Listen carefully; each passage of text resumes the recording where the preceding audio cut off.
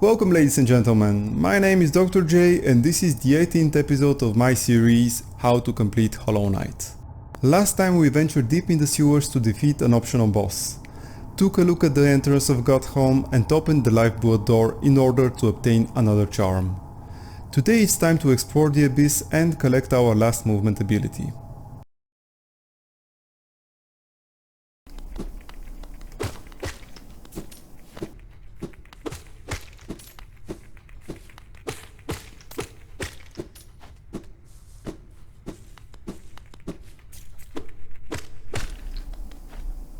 In order to upgrade it, we have to use the raid spell on this pedestal.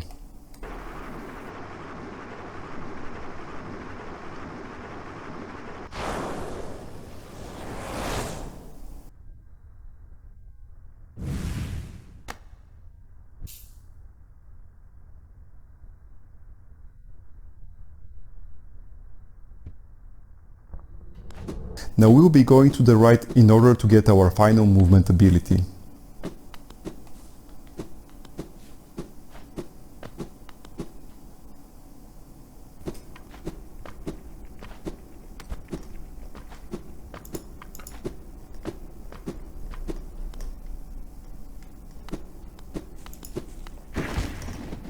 The void tendrils have deceptively big hitboxes, so try to keep as much distance as possible.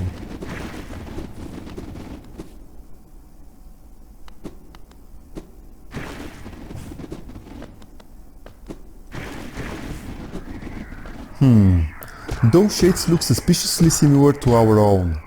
And why is their journal entry labeled as sibling? Anyway, right now we need to get to the top of the lighthouse and light it.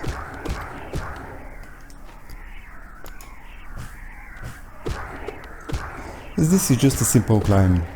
In our case it doesn't matter much since we're using lifeblood masks, but something to keep in mind is that hitting the siblings does not generate soul.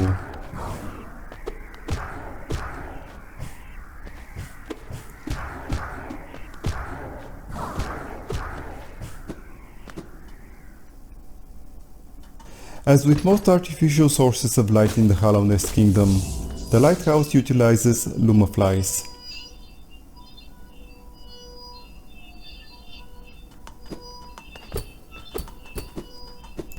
With the lighthouse now working, we can continue to the right.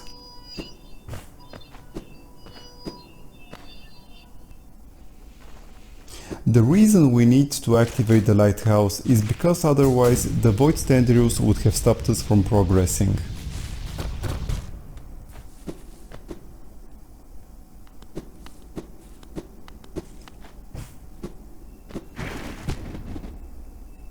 We can't go this way.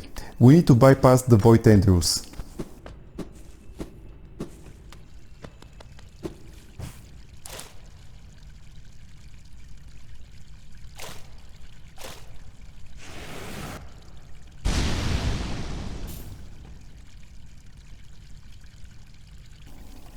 Now that we have the Shade Cloak, we can phase through certain barriers and enemies while dashing.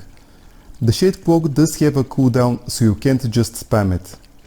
Let's use it to pick up another arcane egg.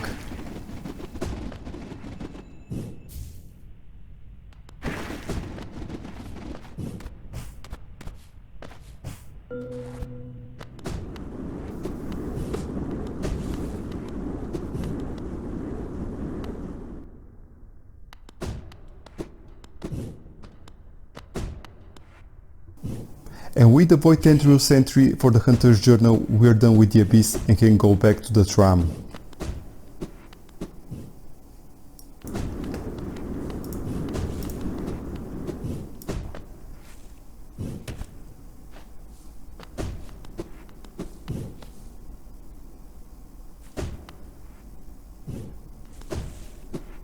After leaving the cave, super dash past the lighthouse and go to the central room in the abyss where we first drop down.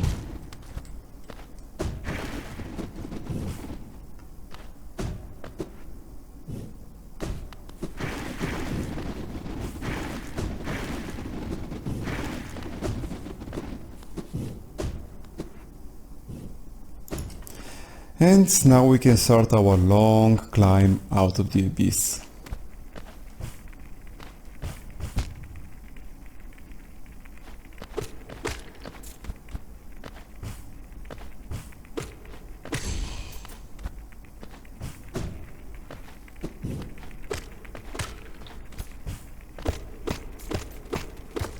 It's not really difficult as the platforming and the enemies are easy, but it takes a while.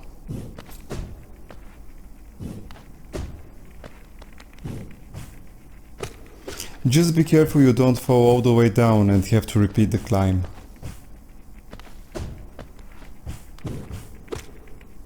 The Abyss is the birthplace of the ancient civilization that created the arcane eggs, soul totems and various other artifacts. This civilization sprawled the breadth of the lands of Hallownest. Those ancient bugs, for some unexplained reason, perished long before the Pale King arrived and created the Hallownest Kingdom. Though they no longer live, some of their corpses still remain.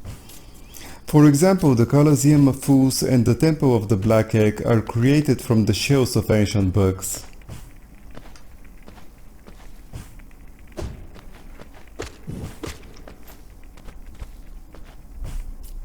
Hey Hornet.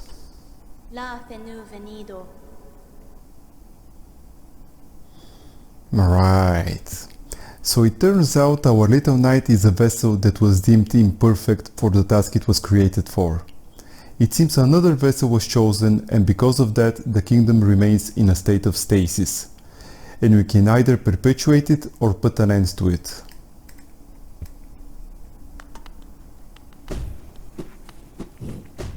Now that we've got the Shade Cloak, we can go back to the Deep Nest to collect a charm and a vessel fragment. But first, let's not forget to re-equip our usual charms.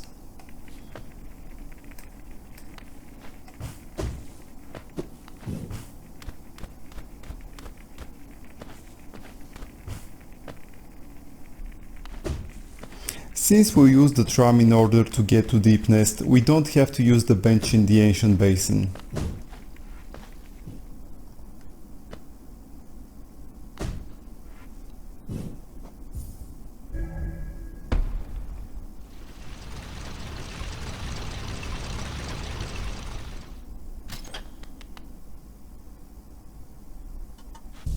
Okay, let's quickly change our charms.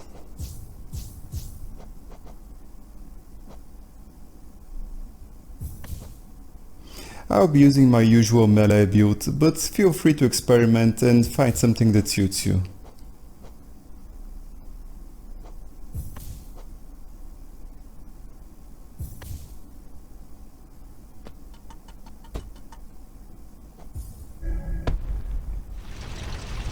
And we're off to Deep Nest.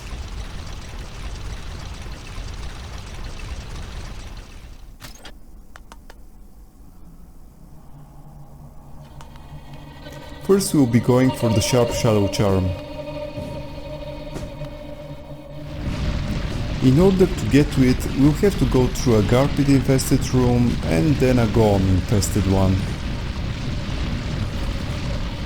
The first is very similar to the room with the Flukmungus in the Royal Waterways.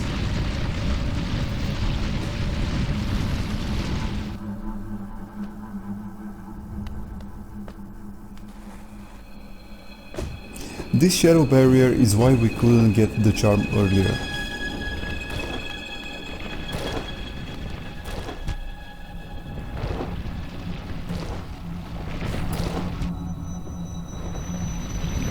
You could just YOLO this room since you have plenty of masks to spare, but it's not really difficult, so you may as well do it properly.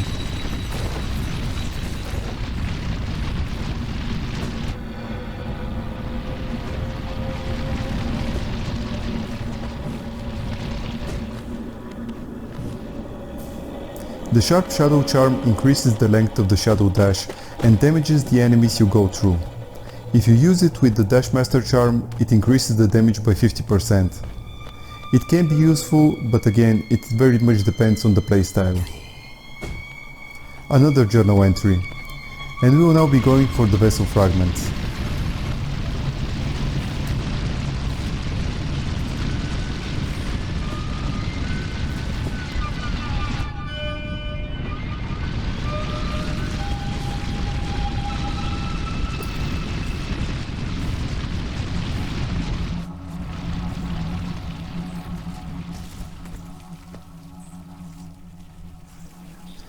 You really need to have the pogo jumping mastered for this next challenge room.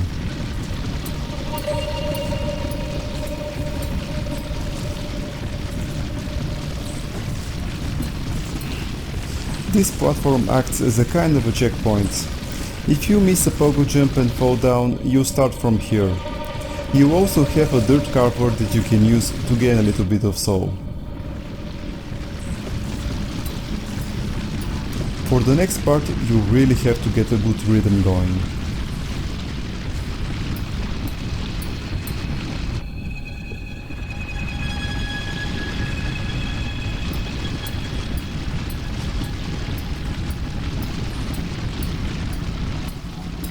And there we go.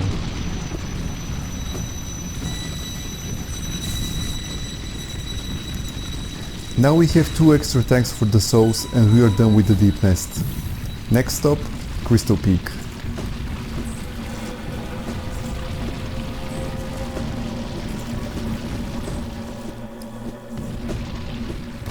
First we'll go to the ancient basin and then we'll take the stack to Dirt Mouth and up to the Crystal Peak by the way of the elevator.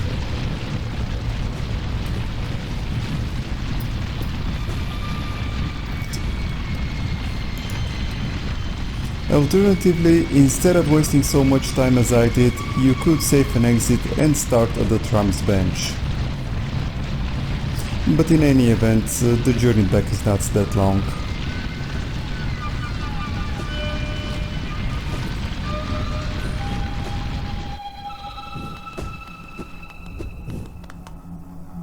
And now we go right, back to the ancient basin.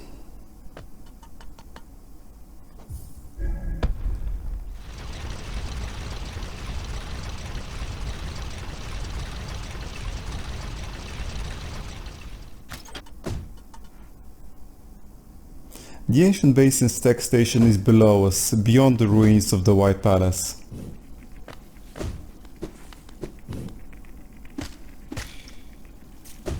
Just as a reminder, here is the fountain we will have to visit later.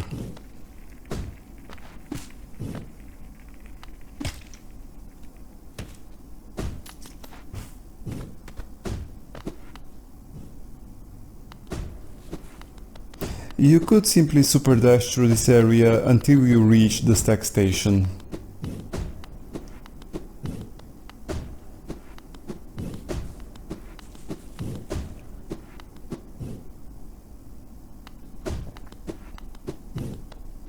Okay, let's go the stack and go straight to Dirt Mouth.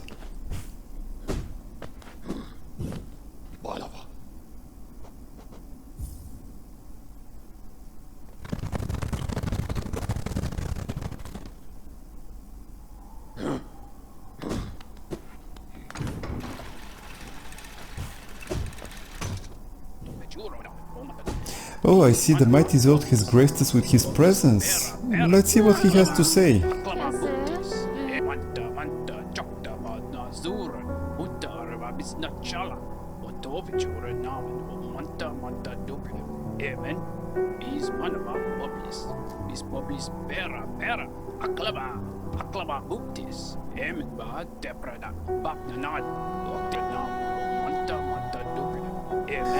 Understandably, the mighty Zod is a hit with the ladies.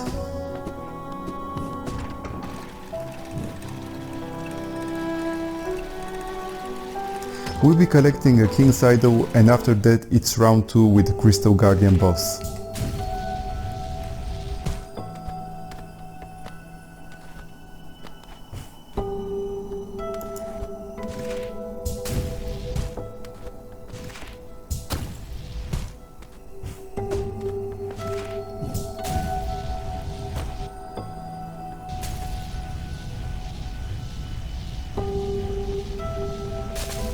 It was incredibly annoying for me to go so many times past this shiny, but you need a double jump in order to reach it. Okay, now for the boss.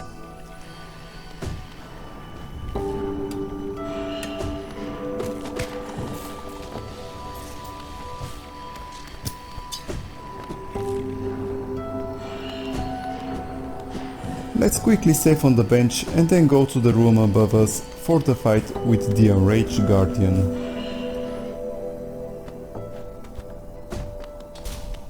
There's not much difference compared to the previous fight, he's just more aggressive.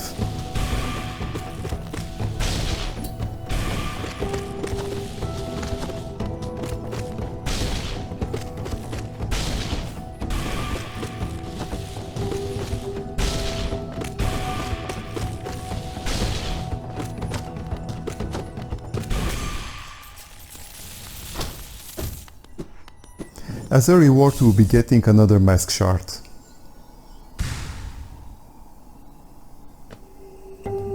Now we're going towards our next grub.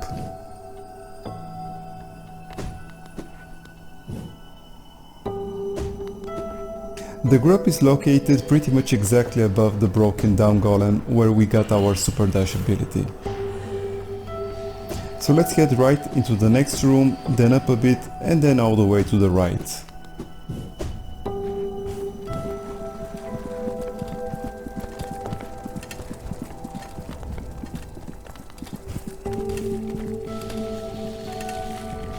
We're aiming for the top right exit.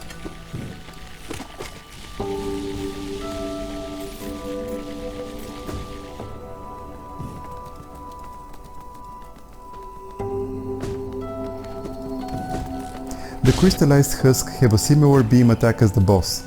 As long as you watch out for it and quickly close the distance, they are easy to kill. We'll be leaving the essence tree for a bit later.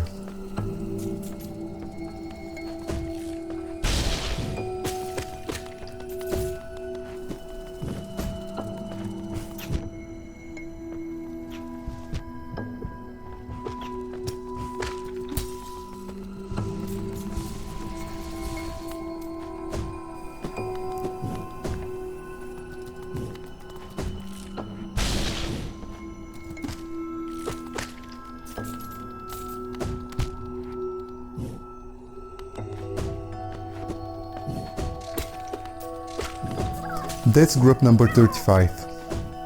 Now for the essence tree.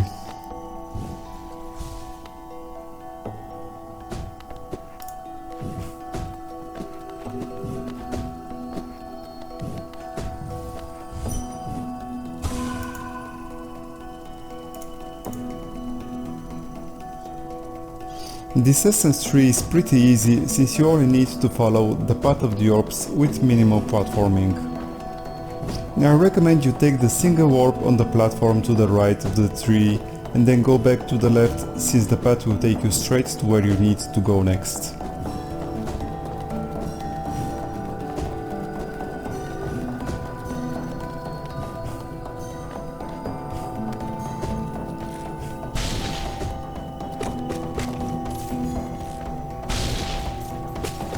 There are very few enemies that block your progress in this section, so just concentrate on not missing any orbs.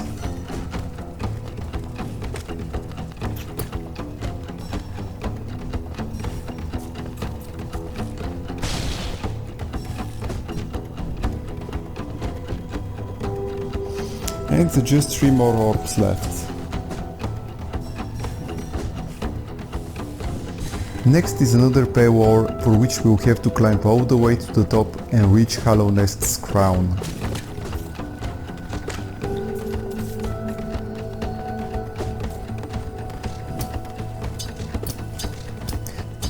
Now that we've started the climb, be prepared for some intermediate platforming.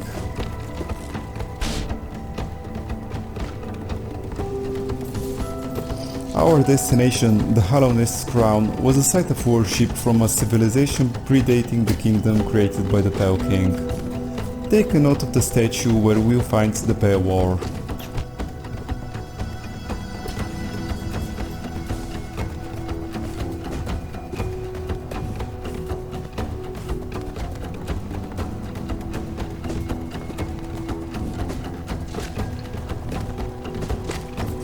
This section can be somewhat annoying.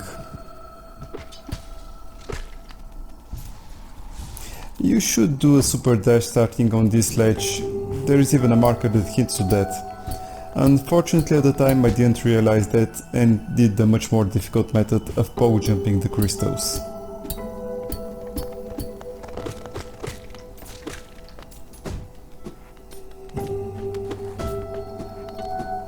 We're almost at the top now, and here again the much easier way would be to super dash from the wall on the left.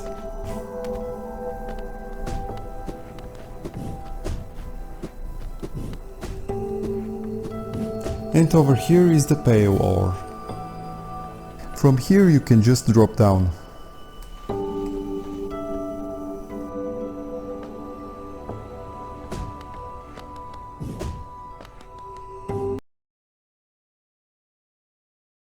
Hey guys, we've a bit more left to do in Crystal Peak before we go to the resting round and talk with the seer in order to finish exploring it.